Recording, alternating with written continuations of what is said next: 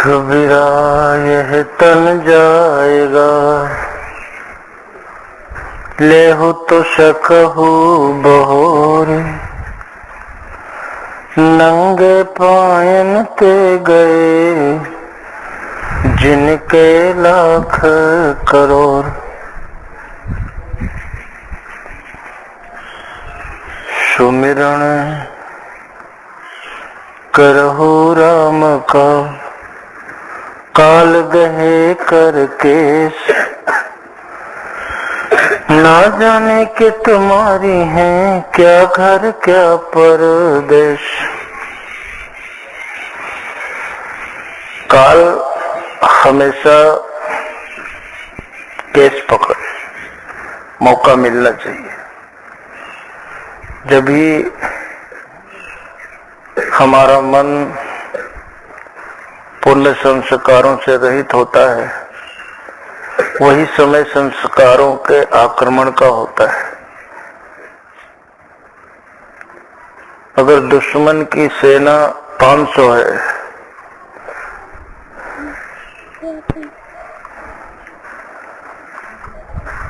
और अपनी सेना 100 है,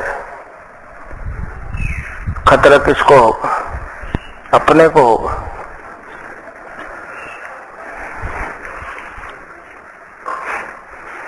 वो कभी भी हमला कर सकता है। छोटे छोटे बच्चे जब खेलते हैं आपस में झगड़ा भी कर लेते हैं, और जिसका मौका लगता है वही कूट देता है। फिर 2-3 मिलके उसका पीछा करते हैं ना, भागता है वो। अब मार के खड़ा थोड़े रहेगा पिटने के लिए। अब भागते भागते जब पिता के सामने पहुंच जाता है तो वो बच्चे लौट जाते हैं। फिर मिलेगा अकेले, आज तो बच गया अकेले। तो हमारे जो संस्कार हैं, जो अपना भोग लेने के लिए हमेशा वो सावधान रहते हैं, जहां अकेले पाते हैं वो हमारे श्रद्धा को, हमारे प्रेम को, हमारे वैराग को, हमारे त्याग को अनेकों प्रकार के कुविचारों से खत्म करने की कोशिश करते हैं। और जहां हमारा मन इन पुण्य संस्कारों से, अच्छे विचारों से खाली हो जाता है, उसी समय वो आक्रमण कर देते हैं।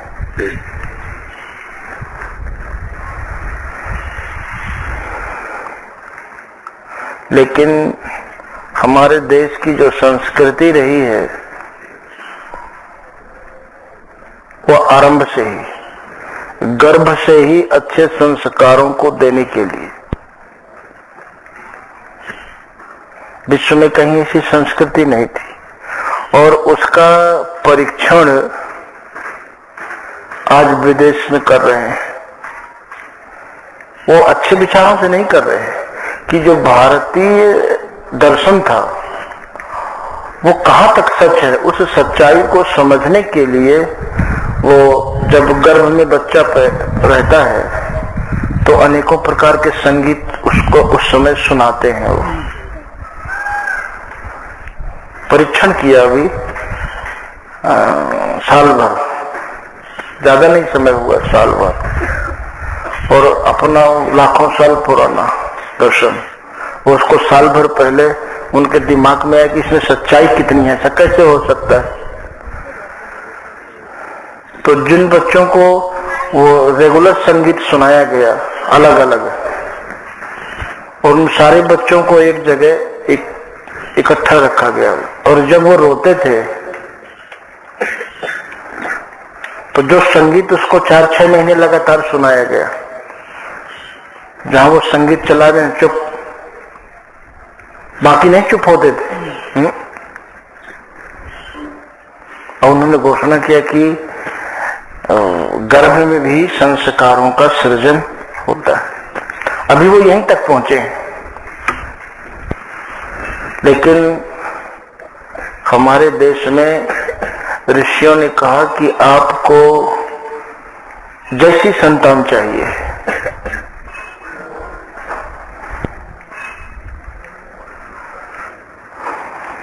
दिति को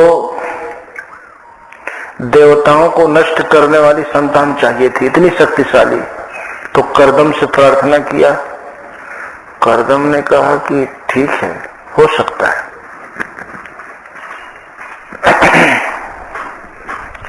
लेकिन तुम्हारे नियम में कोई त्रुटि नहीं होनी चाहिए। अगर नियम में त्रुटि नहीं होगी तो तुम्हें ऐसे ही संतान की प्राप्ति होगी, क्योंकि तुमने मुझसे कभी कुछ मांगा नहीं।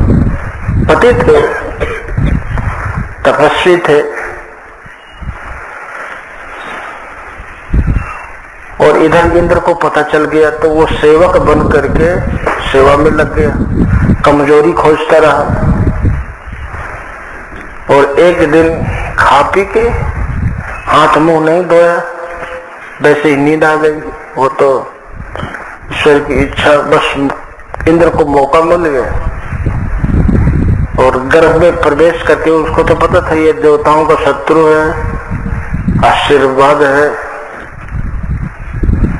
और आशीर्वाद काहे का? भजन का।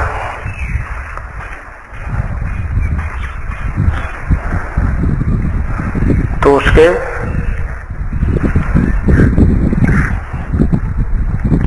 टुकड़े कर दिए। तब भी नहीं मरा, वो रोता रहा, तो तो मरा ही नहीं। फिर एक एक करके छोटे छोटे टुकड़े किए, 6-7 टुकड़े कर दिए। फिर भी फिर जो 7 टुकड़े थे उनके भी एक एक टुकड़े के 7-7 टुकड़े कर दिए। फिर आकाशवाणी हुई, इंद्र ये नष्ट नहीं होगा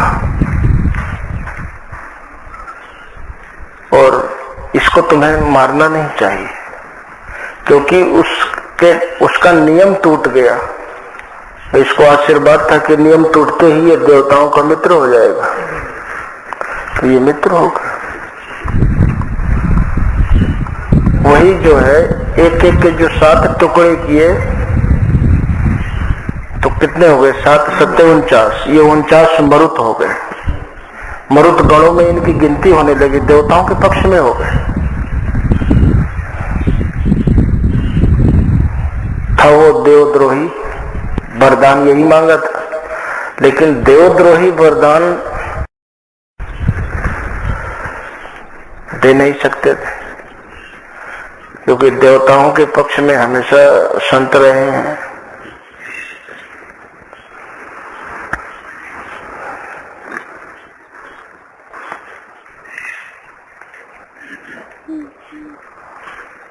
तपस्या के प्रभाव से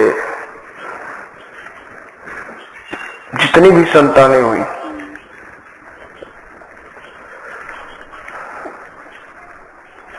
रावण विश्वश्रवा का पुत्र था। विश्वश्रवा के पिता थे पुलस्त, सप्त ऋषियों में एक ऋषि थे। उत्तम कुल पुलस्त करना थी, शिव बिरंच पूजो बहुभांति। तो तपस्या का अंश तो था ही,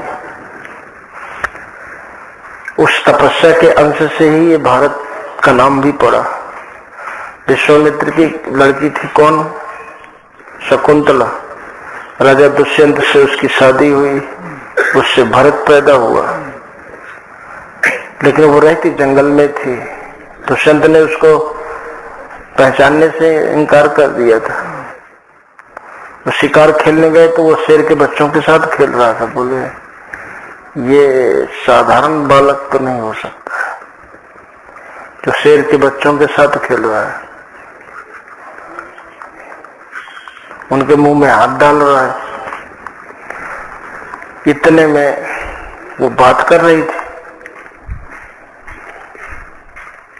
वो जिस ऋषि के आश्रम में वो पल रहे थे, वो बच्चे के हाथ में ताबीज बंधी थी। उसमें क्योंकि डर था कि माता पिता को छोड़कर जो इस बच्चे को छुएगा वो भस्म हो जाएगा, नष्ट हो जाएगा, मर जाएगा। क्योंकि जंगल में सुरक्षा कहाँ है, कहाँ घूम रहे हैं माँ बाप हुए, मरेगा वो। तो दुष्यंत को इतना अच्छा लगा कि गोद में उठा लिया। तो शकुंतला ने दूर से देख लिया, बोले ये गोद में उठा लिया, ये मरा नहीं। तब शकुंतला का ध्यान गया वहां, फिर बच्चे को उतारा, चल दिए। बोले बेटा आप परिचितों से बात नहीं करते। वो तो जली हुई बैठी, भरे दरबार में पहचानने से मना कर दिया था। फिर क्षमा मांग के वापस ले आए, नाम भारत पड़ गया, भरत के नाम से। तो रावण के मन में भी ऐसे तपस्या का अंश तो था।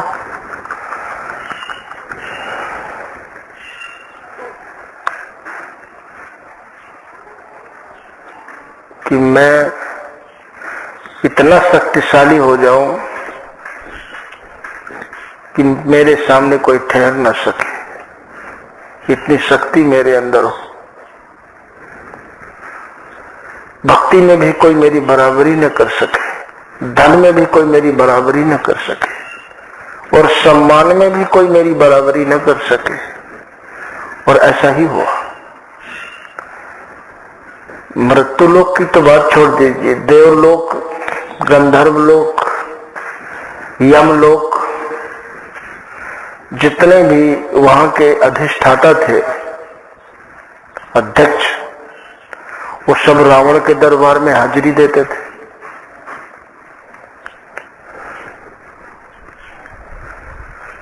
कर जोरे सुर दिशिप विनीता, कर जोरे, ऐसे लापरवाही से खड़े हो जाए तो सजा तुरंत, इसलिए सब कर जोर के खड़े रहते थे।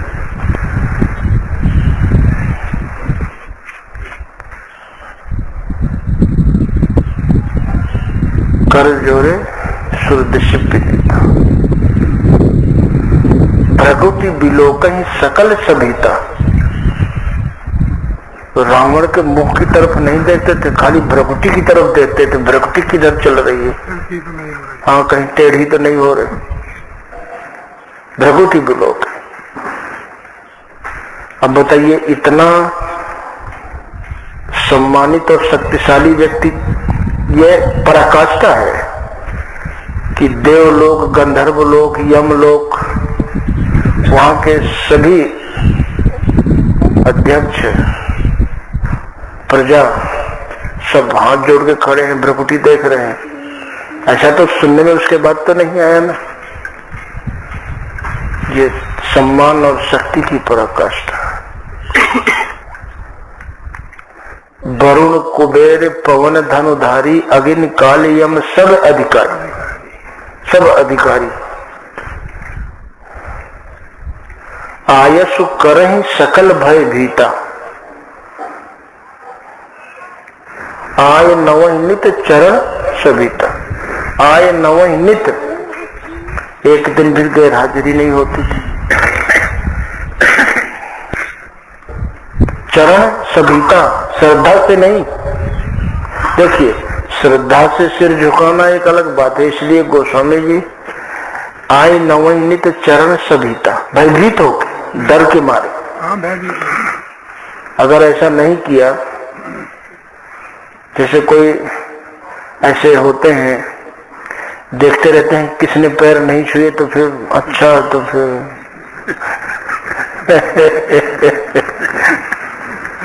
इसलिए आए नवहि नित चरण सविता, भयभीत होकर, श्रद्धा से, प्रेम से नहीं, आदर के साथ नहीं।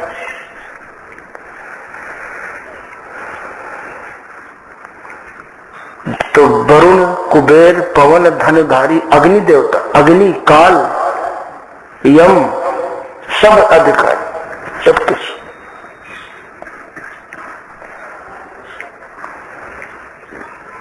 और ब्रह्म सृष्टि जहां लगे तनुधारी रावण बस बरती नरनारी। भुजबल विश्व बस कर राखो को न स्वतंत्र, मंडलीक मन रावण राज करे निज तंत्र। भुजबल विश्व बस कर, भुजबल से तभी तो हनुमान जी ने कहा था, ये थोड़ा सा बल मिला है तुम्हें भगवान का, जाके बल लवलेश ते जिते हो चराचर झार, तास दूत में जाहि कर हरि आनो प्रिय नार। मैं उसी का दूत हूं जिसका लेस मात्र बल पाके तूने चराचर जगत को जीत लिया है। हनुमान जी ने बहुत बारीकी से यहां अपने बल की तरफ भी इशारा किया कि रावण तो जिसका लेस मात्र बल पाके चराचर जगत को जीत लिया है, मैं उसका खास दूत हूं। अब समझ ले मेरे पास कितना बल होगा, इसलिए उलझने की कोशिश मत कर, बहुत तरह से समझा। तो जब रावण ने सोचा कि मेरे जैसा धन किसी के पास, आज बताइए, ये महापुरुषों की शोध थी कि मनुष्य कहां तक सोच सकता है। बताइए, रावण से बाहर अगर किसी की सोच हो तो बताइए। कोई आदमी चाहता हो कि पड़ोसी से कमजोर मेरा मकान हो, पड़ोसी से कम अच्छे मेरे लड़के कपड़े पहने, कोई सोचता हो तो बता दीजिए। पड़ोसी से कम मेरी इज्जत हो, पड़ोसी से कम मेरे पास धन हो, कोई सोचता हो? एक आदमी बता दो। तो मनुष्य की सोच कहां तक जा सकती है? ये हमारे ऋषियों ने, विश्व की ऐसी कोई समस्या ही नहीं है जिसका समाधान ऋषियों ने नहीं दिया। आज आप लोग टीवी में भी, वैसे भी अखबारों में भी, मीडिया में भी, सब जाने सालों से चर्चा हो रही है क्या उपाय है इस अराजकता को, महंगाई को कंट्रोल करने का, क्या उपाय है। और उपाय कोई कहता है ऐसा कानून बना दो कि गिनती में सांस ले, कोई कहता है ऐसे कर दो, कोई कहता है ऐसे कर दो, हाँ सांस पे भी टैक्स लगा दो, क्या जो है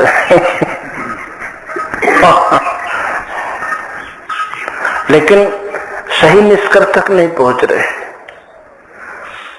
और हम कई बार कह चुके कि कभी भी ताकत से और कानून से आज तक ना व्यवस्थाएं सुधरी हैं और न सुधरेंगी, कभी भी। हमारे ऋषियों ने कितना संस्कार दिया कि आप बच्चा पैदा होने से पहले तपस्या करने के बाद जो रावण की संतानें हुई तो शक्तिशाली थी कि नहीं? तपस्या।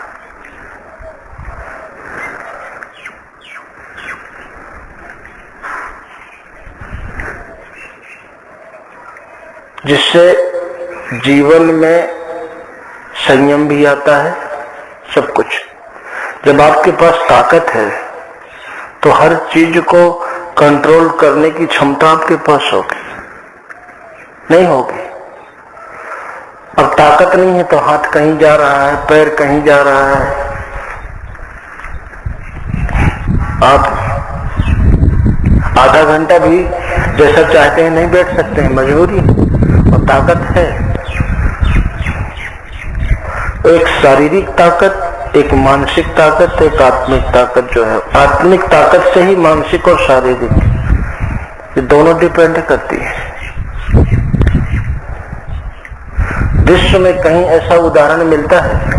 भगवान राम के साथ सीता 13 साल तक रही, 1 साल लंका में रही, 77 लड़ाई चली, तो 1 वर्ष तक मां सीता लंका में, भरत और शत्रुघ्न अयोध्या में, लेकिन 13 साल तक कहीं भी कोई संतान पैदा हुई? इतने बड़े संयम का इतिहास पूरे विश्व में कहीं सुनने को मिलता है? तो ये शिक्षा की ही देन थी। भीष्म पितामह ने घर में रह के आजीवन ब्रह्मचर्य व्रत की प्रतिज्ञा लिया था कि नहीं? हम घटनाओं को कहीं भी नहीं रोक सकते। अगर कोई पहनावे की बात देखिए करता है तो तुरंत हल्ला होने लगता है, ऐसा क्यों बोल दिया? ये तो एक मतलब किसी का विचार कहीं जाता है, किसी का कहीं जाता है, लेकिन सभी अच्छी सलाह ही तो दे रहे हैं। पहनावे के कारण ही मुस्लिम माँ बहनों के साथ कोई घटना घटती है? नहीं घटती ना। जितनी भी घटनाएं भारत में घट रही हैं उनमें उनका प्रतिशत कितना है? कुछ भी नहीं। पहनावा ही तो मेन कारण है ना। और बचपन से ही जब माँ बाप संयमित रहेंगे तो बच्चों को भी संयम की शिक्षा देंगे, अच्छे संस्कार। तो हमारे जो भारत के ऋषियों ने बचपन से ही गर्भ से लेकर और अंतिम समय तक अच्छे विचारों की ही रचना किया। और आज विदेश वाले उसको टेस्ट कर रहे हैं। तो कैसे हो सकता है कि अभिमन्यु ने गर्भ में ही वो चक्रव्यूह तोड़ने की शिक्षा ली? जब प्रहलाद की उम्र के बच्चे जो 4-5 साल के साथ में पढ़ते थे, बोले प्रहलाद, जब से हम तुम्हें देख रहे हैं, एक साथ खेले हैं, पैदा हुए हो तुम यही महल में, लेकिन तुम्हें ये ज्ञान जो बातें करते हो, ये ज्ञान तुमको कैसे मिला? बोले मेरे गुरु ने दिया। बोले गुरुदेव तो सबके एक ही हैं, इन्होंने तो कभी भगवान की चर्चा नहीं की। बोले नहीं, मेरे गुरु नारद हैं। जब असुरों को मारकर केवल मेरी माँ बची थी, इंद्र को पता लग गया कि गर्भ में बच्चा है, तो उसको ले जा रहे थे कि जब बच्चा पैदा हो जाएगा तो बच्चे को मारकर, क्योंकि हमें दुश्मनों को निर्मूल करना है, बच्चे को मारकर हम माँ को छोड़ देंगे। तो रास्ते में नारद जी मिल गए, हमारे गुरुदेव मिल गए। उन्होंने इंद्र से पूछा, इसको कहाँ ले जा रहे हो अबला को? बोले हम इसको ले जा रहे हैं मुनिवर, देव ऋषि, इसके गर्भ में देवताओं का शत्रु पल रहा है। बोले ये तुम कैसे कह सकते हो कि ये देवताओं का शत्रु है? ये मित्र भी हो सकता है, इसको तुम नहीं ले जा सकते हो। छोड़ दिया वहीं आश्रम में। अब असुर तो सब भाग गए थे जो बचे थे।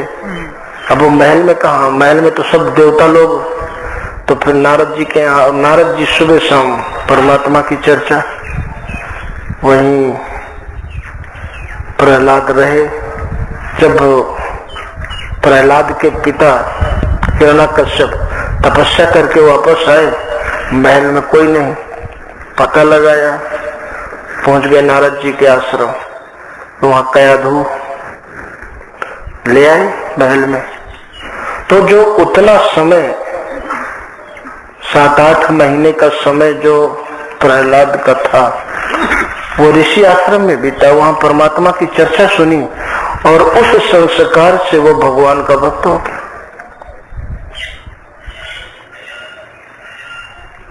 तो आपको जैसा जीवन चाहिए, अगर आप वैसे राष्ट्रपति, भौतिक क्षेत्र में राष्ट्रपति का पद सबसे बड़ा होता है, उससे बड़ा कोई पद उससे आगे नहीं है। अगर हमारा संस्कार हमें वहां तक साथ दे दे, तब भी हम अपना सोचा हुआ जीवन तो नहीं पाएंगे। हम जैसा सोचते हैं वैसा जीवन तो हमको नहीं मिलेगा। और ऋषियों ने वही रास्ता दिया कि आप जैसा सोचो। रावण ने जैसा सोचा वैसा उसको जीवन मिला कि नहीं? हिरण्यकश्यप ने जैसा सोचा वैसा जीवन उसको मिला कि नहीं? लेकिन कैसे? शुरुआत जो है, भारतीय दर्शन की शुरुआत वहीं से है।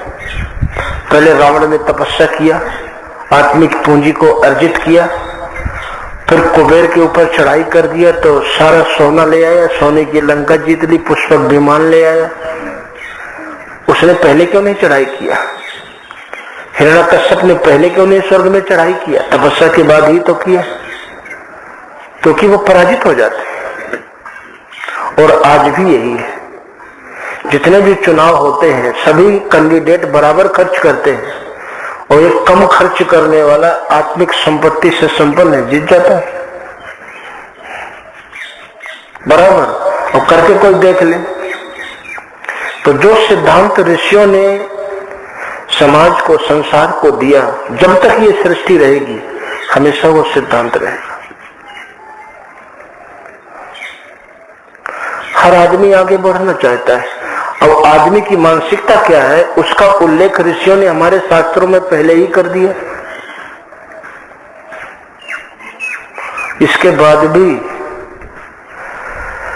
हम ये कहते हैं कि अगर पूरे भारत में केवल गीता की शिक्षा लागू हो जाए तो सारी घटनाएं बंद हो जाएंगी और धीरे धीरे विश्व में फैल जाए तो विश्व का आचरण एक जैसा हो जाएगा। आज आप देखिए, जो आज की मानसिकता है, ये बात अलग है। देखिए कि रावण ने जो जो चाहा सब पाया, पूजा में भी उसकी बराबरी कोई नहीं कर सका, आज तक नहीं कर सका। पूजा करते करते किसी ने अपना सिर चढ़ाया? वो यही चाहता था कि पूजा में भी कोई मेरी बराबरी न कर सके, धन में भी कोई मेरी बराबरी न कर सके, और वो सब था। अगर आदमी सोने की कुर्सी में बैठने लगे, सोने की थाली में खाने लगे, एक आध कमरा सोने का भी बनवा ले, वो तो पूरी सोने की लंका ही थी। तो धन में, वैभव में भी कोई उसकी बराबरी नहीं कर सकता। और ताकत में देवताओं का राजा, गंधर्वों का राजा, यक्षों का राजा, यमराज, अग्नि देवता, वरुण देवता सब उसके दरबार में हाजिरी देते थे। इतना ताकतवर आदमी अभी तक तो हुआ नहीं। तो ताकत में भी उसकी बराबरी को, यही लोगों की मानसिकता है। कमजोर कोई नहीं रहना चाहता, लेकिन आप अपना सोचा हुआ जीवन कैसे प्राप्त कर सकते हैं, ये हमारे ऋषियों ने। पहले आप आत्मिक पूंजी को अर्जित करो, फिर धीरे धीरे जैसे जैसे आपकी आत्मिक पूंजी अर्जित होती जाएगी, वैसे वैसे आपके जीवन का स्तर उठता चला जाएगा, अपने आप उठता चला जाएगा।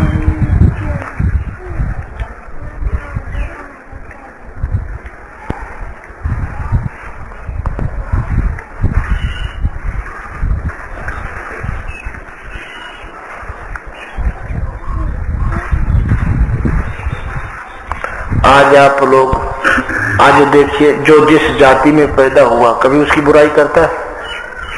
कल आप किसी और में पैदा हो जाएंगे तो उसकी तारीफ करेंगे। आज आप भारत की तरफ से लड़ रहे हैं, कल पाकिस्तान में पैदा होकर पाकिस्तान की तरफ से लड़ेंगे, क्योंकि परमात्मा के यहाँ कोई सीमा रेखा तो नहीं है ना। इसलिए हमारे ऋषियों ने जो संस्कार दिए थे मनुष्य जाति को, वो एक परमात्मा का अंश है, एक मनो, एक आदम की संतान है। इसलिए कहा कि हमने भारत को तो आर्यवर्त बना दिया। पहले इस देश का नाम क्या था? अजनाब वर्ष। फिर इसके बाद इस देश का नाम पड़ा जम्बूद्वीप। पढ़ते हैं ना जम्बूद्वीपे आर्यावर्ते भरतखंडे। फिर जम्बूद्वीप के बाद इस देश का नाम आर्यावर्त पड़ा। आर्यावर्त के बाद फिर इसका भारतवर्ष पड़ा। भारतवर्ष के बाद फिर हिंदुस्तान पड़ा। हिंदुस्तान के बाद इंडिया पड़ा। कितने नाम बदले गए। तो ये आर्यावर्ते जम्बूद्वीपे भरतखंडे, जम्बूद्वीप है, सृष्टि के सबसे श्रेष्ठ।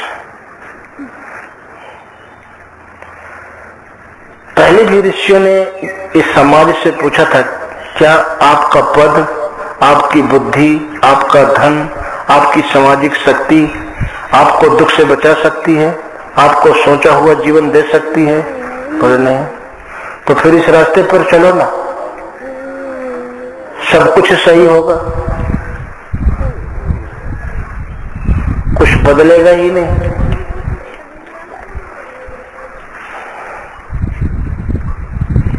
तो उन ऋषियों ने यह सोचा कि हमने इसको आर्यावर्त बना दिया, अब विश्व, पूरे विश्व को बना दें। फिर आप दुनिया में कहीं भी पैदा होगे तो जब एक ही कहीं भी पैदा होगे एक ही विचारधारा आपको मिलेगी। यहाँ पैदा हुए तो आर्य विचारधारा, अमेरिका में पैदा हुए तो आर्य विचारधारा, पाकिस्तान में पैदा हुए तो आर्य विचारधारा। तो फिर आप किसकी तारीफ करोगे, किसकी जय जयकार करोगे? फिर कुछ न विरोध करने के लिए समय कुछ बचेगा कि ये अच्छे हैं, वो बुरे हैं, ये अच्छे हैं। अभी तो हम जहां पैदा होंगे स्वाभाविक है वहां की तारीफ करेंगे, दूसरे की बुराई करेंगे, फिर वहीं पैदा होके फिर उनकी बुराई करेंगे। आज भारत की तरफ से लड़ रहे हैं, कल पाकिस्तान की तरफ से लड़ेंगे, परसों अमेरिका की तरफ से लड़ेंगे, लेकिन ऐसी शिक्षा, ऐसी व्यवस्था कहीं है कि फिर हमें जरूरत न पड़े। आदमी बुराई किस लिए करता है? क्या पाने के लिए? किसी से भी पूछा जाए कि आप बुराई करते हो, निंदा करते हो, क्या पाने के लिए?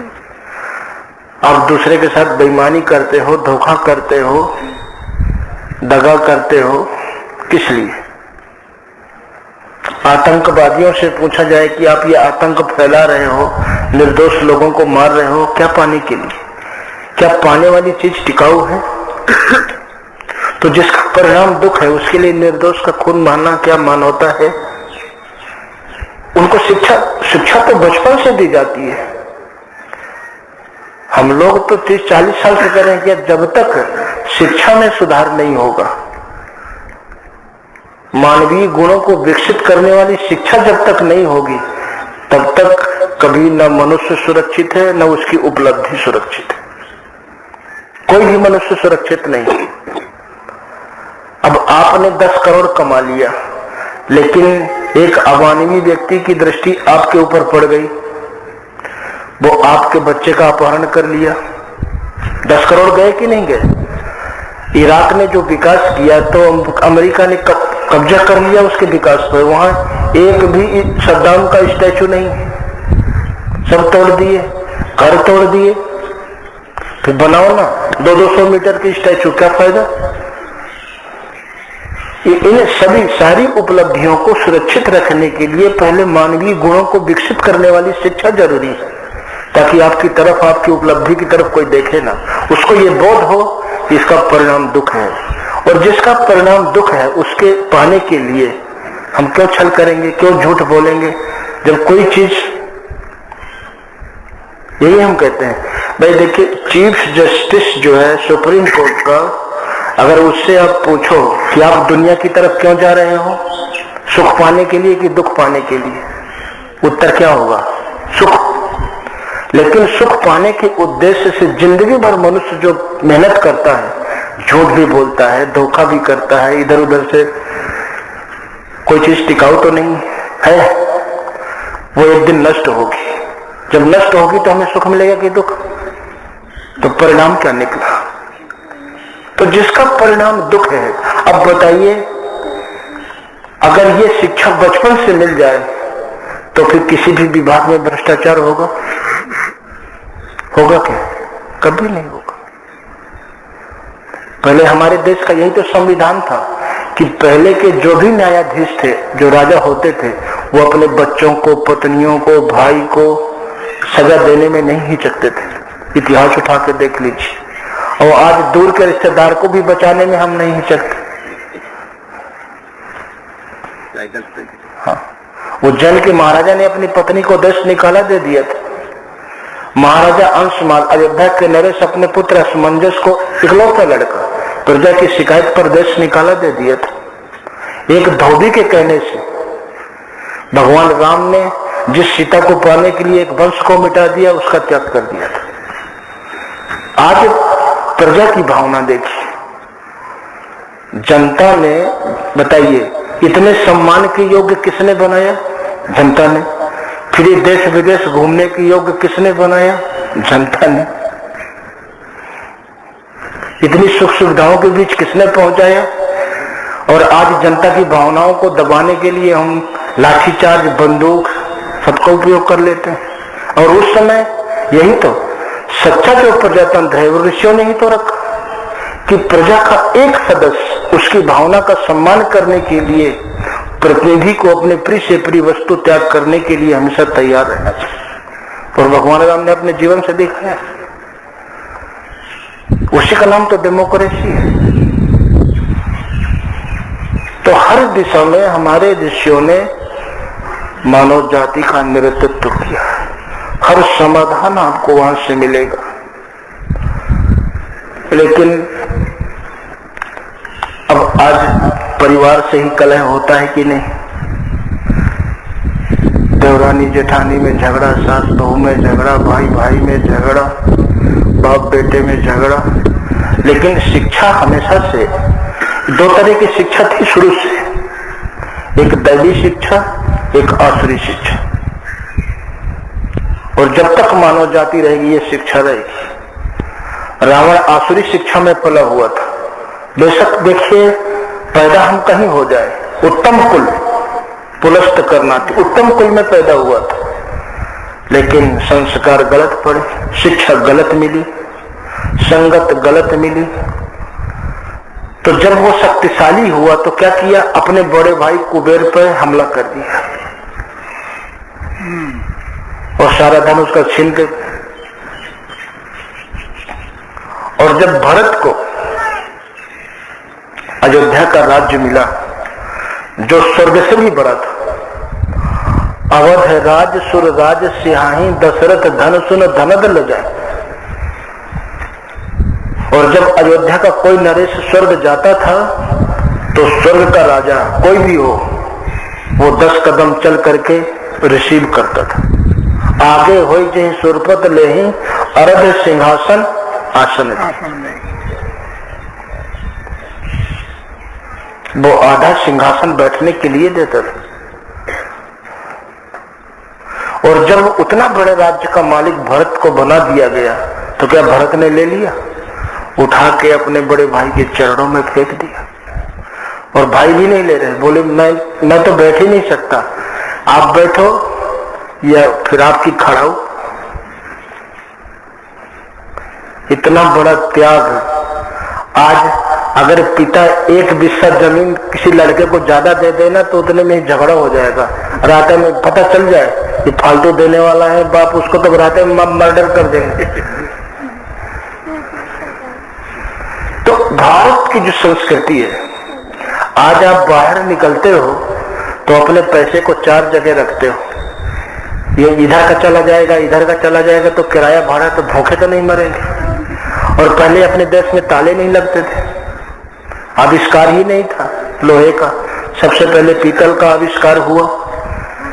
तो सबसे बड़े दुख की बात है कि इन्होंने पुरानी शिक्षा को, संस्कारों को क्यों बंद करके ये लाए, क्या दिया, क्या अच्छी चीज देते तो बड़ी खुशी होती। परिणाम की दृष्टि से देखिए, करोड़ों साल पहले जहां आप लोग खड़े थे, आपके पूर्वज, आज आप लोग वहीं पर खड़े। करोड़ों साल पहले आपके पूर्वजों के पास कोई टिकाऊ चीज नहीं थी, आज भी आप लोगों के पास कोई टिकाऊ चीज नहीं है। कोई ऐसी चीज आप लोगों ने पाया जो आपको दुख से बचा सकती है, उस समय भी नहीं थी। तो इससे क्या परिणाम इसका निकला। ये शहर में जो लोग बैठे हैं ना, वो कहते हैं नहीं बराबर होना चाहिए। क्या शहर में ही जीवन है और देहातों में जीवन नहीं है? शहर की किसी माता ने आज तक अगर कोई आवाज उठा, देहात की किसी माता ने आज तक आवाज उठाया हो कि आदमी और माताएं बराबर हों, बराबर का अधिकार मिले, है? तो फिर अब चलो 8 घंटा तुम भी हर जोतो, हम जोतते हैं, तो हम बैठे हैं कुर्सी में, हमें वही कुर्सी में बैठने को मिले, ये है बराबरी। और हम कहते हैं आज भी कि सारी व्यवस्था अगर माताओं के हाथ में दे दें, देखो कई दिन चलती है, सब टोटल चलेगी। एक भी आदमी थाने में न रहे, एक भी आदमी किसी विभाग में न रहे, फिर महिला शिकायत लेके जाए मुझे वहां छेड़ा, चलो बचाओ, तो जो थाने में बैठे उनको भी ले जाएंगे पकड़ के। व्यवस्था देखिए, एक मर्यादित व्यवस्था होती है। हमारे ऋषियों ने समाज को मर्यादा दिया था। हम कहते हैं कि 10 आदमी परिवार में हैं, 10 महिलाएं, 10 आदमी, 20 नौकरी करते हैं, लेकिन अंत में परिणाम तो दुखी निकला। तो जब परिणाम दुख ही है तो हम समाज की व्यवस्था को क्यों नष्ट करें? हमारे देश में जितना माताओं को सम्मान था विश्व में कहीं नहीं है। भगवान शिव को अर्धनारी नटेश्वर कहते हैं। आदमी पहले कमा के लाता था, पूरा सब कुछ घर में दे देता था, अपने हाथ में कुछ नहीं। कितना बड़ा अधिकार, कितना बड़ा अधिकार था। अब तो गाड़ियां चल गई हैं, पहले बैलगाड़ी थी, तो दुल्हन को कैसे लाते थे? आदमी अपने कंधों पे लाते थे। इससे बड़ा सम्मान और कुछ हो सकता है? पालकी में कंधे पे 8 कहार चलते थे और कंधे पे बैठा। कितनी दूर बढ़ा, 10 किलोमीटर हो, 15 किलोमीटर हो, इससे बड़ा सम्मान विश्व में कहीं किसी को मिला हो तो बताइए।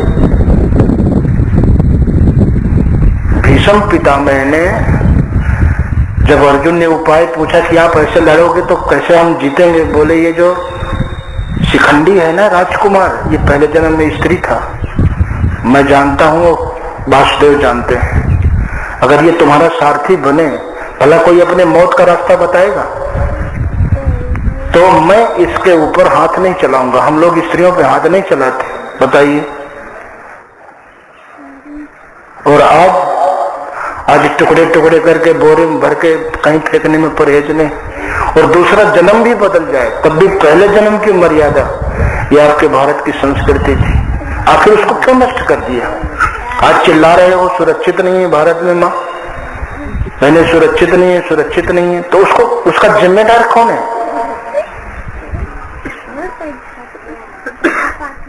जब भारत आजाद हुआ उस समय डॉलर और रुपया बराबर था कि नहीं था? आज 68 गुना पीछे कौन हो, कैसे हो गए आप? किसने किया? हमारे यहाँ योग्यता की कमी है, कर्मठता की कमी है, ताकत की कमी है, विद्वता की कमी है, किसी चीज की तो कमी नहीं है, बस बेईमानी में जरूर तरक्की की और किसी चीज में तरक्की नहीं हुई, इसीलिए इतना सम्मान था। बच्चों को जो है पिता के नाम से कोई नहीं जानता था, माँ के नाम से जानता था, फिर धीरे धीरे बोले वल्दियत में भी माँ का नाम लिखा जाता था। अर्जुन को कुंती पुत्र, गणेश को गौरी नंदन, कृष्ण को देवकी नंदन कहते थे कि नहीं, भीष्म को गंगा पुत्र।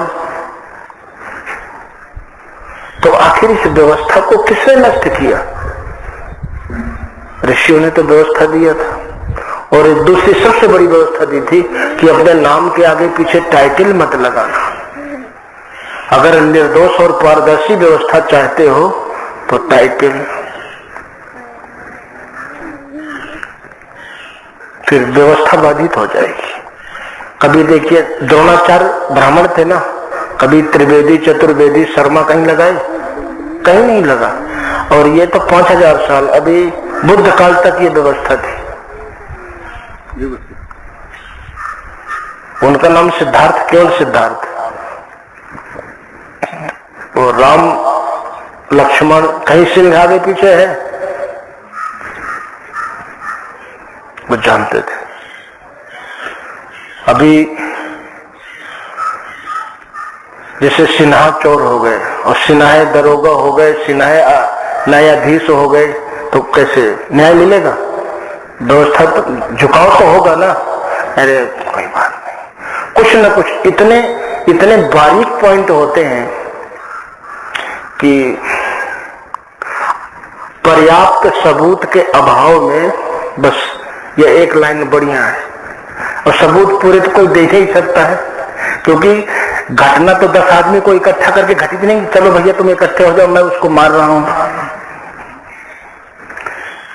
ये तो है रात के अपराध तो 100% बच होते हैं, अंधेरे में कैसे पहचान पाए भाई? इसलिए निर्दोष और पारदर्शी व्यवस्था की ऋषि लोग जानते थे इस समाज को कैसे आगे बढ़ाना है, कैसे उसको सुरक्षित रखना है। ऋषियों का देश है। आपका कोई पूछ ले आपका गोत्र क्या है, सबका गोत्र ऋषियों का है। किसी का कश्यप होगा, किसी को भरद्वाज होगा, किसी का कुछ होगा, है ऋषियों का, उन्हीं की तो उत्पत्ति है।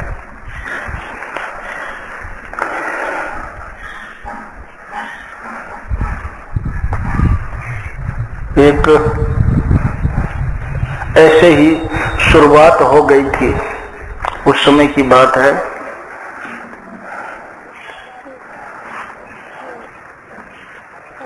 लड़की की सास जो है, अब देखिए उस समय कौशल्या ने क्या कहा था कि दीप बात नहीं तारन कहूं। मैंने सीता को कभी ये नहीं कहा कि दीपक की बाती कम हो गई है, इसको थोड़ा बढ़ा दे। अब इतना सामंजस्य अगर सास बहू के बीच में हो जाए, कभी झगड़ा होगा? हो नहीं सकता। तो शुरुआत हो गई थी कुसंस्कारों की। तो वो सास जो है ना रोज शिकायत करके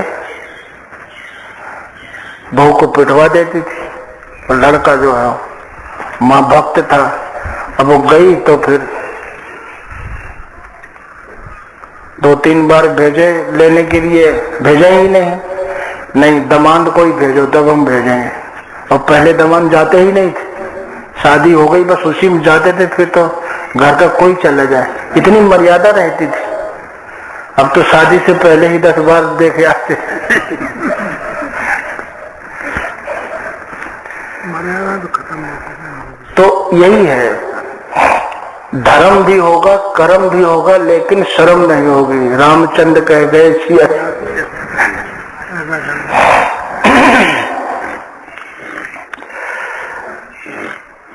तो फिर दामाद गया। अब उसको देख के, अब जिसकी बेटी को मारते पीटते हैं कैसे खुश होगी। वो पानी भरने जा रही थी, बोली ही नहीं। मुझे लगता है गरम है, मिजाज गरम है, बैठे रहे। अब वो सास ने सोचा कि ये अपमान कैसा लगता है, महसूस कराने के लिए वो होशियार थी। पानी भर के आई, नहीं, वो उसको सुना करके वो गेहूं धूप में डालने लगी कि गेहूं धोए हैं ना। तो 4-5 दिन रहे पूर्णवासी के। तो वो उसने कहा सुखवन पूर्णवासी तक सूख जाएंगे, फिर हम आटा पीसेंगे तब खिलाएंगे। तो दामाद भी कम होशियार नहीं था, बोले लग जा आसन अमावस तक। तो पूर्णवासी के रहे, हम तो अमावस तक बैठे रहे। तो बोले अब कुछ, हाँ पूर्णिमा के बाद अमावस आएगी। फिर हमने कहा ये तो नहीं हटेगा, ठान के आया है। तो फिर उसने खिचड़ी बना दिया, खिचड़ी बना के परोस दिया थाली में। अब वो देखता रहा, खिचड़ी भरी है, ससुराल में वो भी खिचड़ी, कई तरह के पकवान मिलते हैं। तो इधर उधर देखता रहा तो छीका में हड़िया रखी थी। मैंने कहा हड़िया रखी, घी जरूर होगा। जमा था घी, ठंडी के समय रहा तो आग में रख दिया। तो तब गई, फिर रख दिया, चुपचाप बैठा रहा। वो पानी भर के आ गई, वो देखता रहा। अब खिचड़ी के 4 यार, दही पापड़ घी अचार, कुछ हो, दही पापड़ घी, इस तरह से। तो खिचड़ी,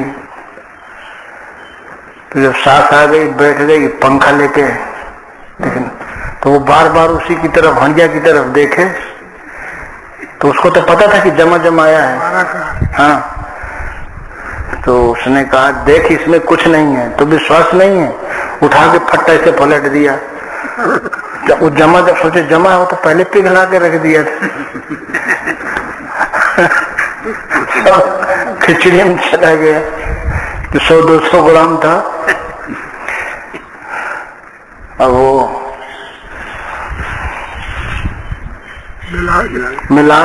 मिलाने लगा। तो वो सोचे कि, बोले देखो बेटा, हमारे यहाँ का एक रिवाज है कि दामाद और सास एक साथ खाते हैं। बोली तो ये तो सब खा जाएगा, कुछ तो मुंह पेट हमारे भी पड़ जाए। हाँ, तो वो खाते खाते जो है ना, वो ऐसे बीच में नाली बनाया उंगली से, देखो अब की तो हम भेज देंगे, हमारी बेटी को कोई भी कुछ करेगा तो हम उसकी ऐसे नाक काट लेंगे। वही में इशारा कर रही, खिचड़ी में नक्शा बना रही उसी में नाक का। तो घी उधरे चला गया। दामाद भी बोले देखो माँ, अब तो लास्ट गलती है, अगर तुम्हारी लड़की को कोई कुछ भी बोलेगा ना तो हम उसको ऐसे ऐसे करके घोर के पी जाएंगे। अब पूरी खिचड़ी उठाया हम ऐसे ही घोर के पी जाएंगे उसके यहाँ तो कुछ लगा ही नहीं। बोले होशियारी तो कहीं कहीं होशियारी काम कर जाती है।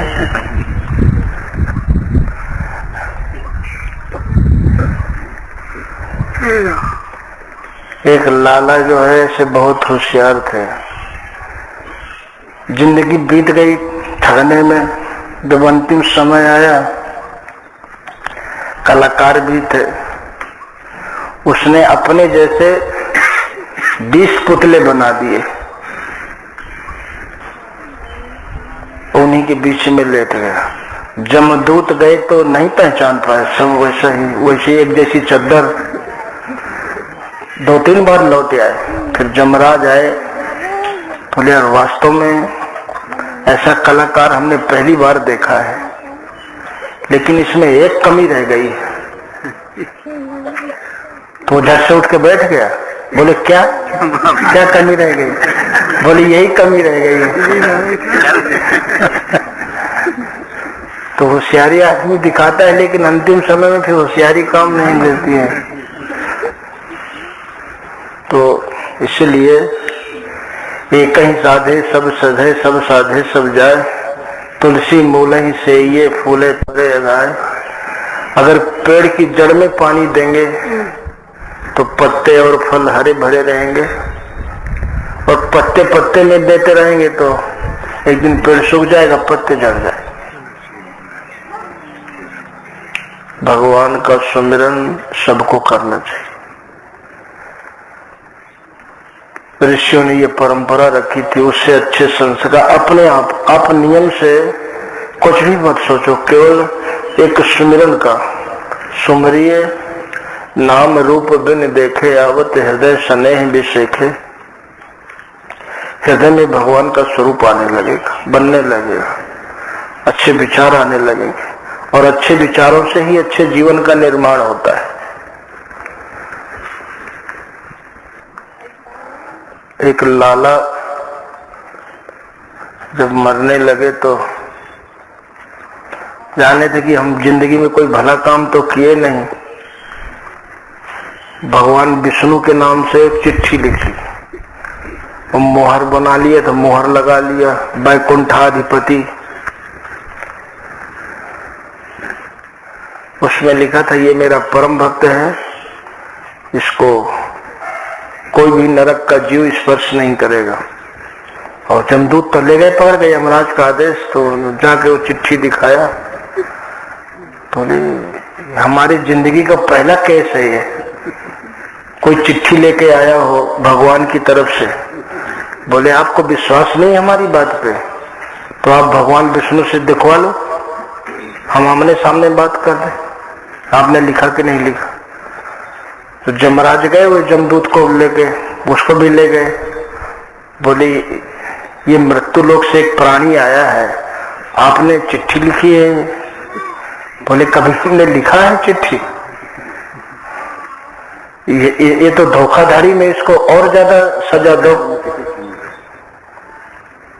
जमदूत खींच के ले जाने लगे। तो उन्होंने कहा रुको, हमें 2 मिनट बात, तो अब आ गए हैं तो बात तो कर लेने दो। तो बोले प्रभु जितने भी धर्म शास्त्र हैं आपकी ही वाणी है कि जो जीव मेरे सामने आ जाता है वो सारे पापों से छूट जाता है। तो बताइए हम आपके सामने हैं, क्या अभी पाप है? और इसके बाद भी अगर जमदूत है तो हम फिर जाएंगे, जन्म तो मिलेगा, लेकिन हम सब शास्त्र जला देंगे, सबसे कहेंगे भाई सब फालतू लिखा है। अब फंसा लिया भगवान को भी। भगवान को कहना पड़ेगा नहीं, सन्मुख होए जीव मोहि जब वही, कोटि जन्म अघनासो तो वही, मम दर्शन फल परम अनुपा, जीव पाओ निज सहज स्वरूपा। जीव अपने सहज स्वरूप को पा जाता है। मेरा दर्शन इसको हो गया, अब इसको नरक मत ले जाओ, ये नरक का अधिकारी नहीं रहेगा। भगवान उसकी सरलता देख के खुश हो गए। लाला बुद्धि बहुत तेज होती है। पटवारी थे लाला, पहले लाला ही पटवारी होते थे। वो भाइयों का 5-6 भाई थे, पिता नहीं रहे, वो बंटवारे में और जाने कितने लोगों से पैसा लिए, काम नहीं किए, अपना आदत ऐसी बन गई। तो जब मरना सन था तब वो गए, बोले अब तो करते जाओ, मरते मरते बोले कर देंगे, और ना करें तो देखो पैसा तो हम खाएं सबका, हमारे मरे के बाद इस शरीर ने बहुत गलती किया है, तुम इसकी खूब कुटाई कर। उन्होंने वैसा ही किया, नहीं किया तो कुटाई किया। लड़कन ने रिपोर्ट कर दिया, इन्होंने मारा, मर गया।